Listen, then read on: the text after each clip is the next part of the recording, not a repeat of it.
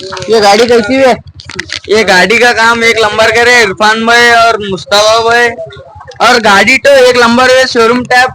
गाड़ी तो engine engine पूरा एक नंबर है स्मूथ।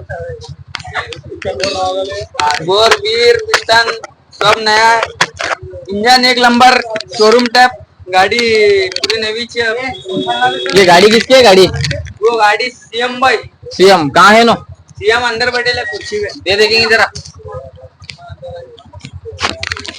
हाँ गाड़ी यहाँ जरा ಗಾಡಿ ನಡೆಯಪ್ಪ यांग मत ಏನಾಗಿದೆ ಇದು?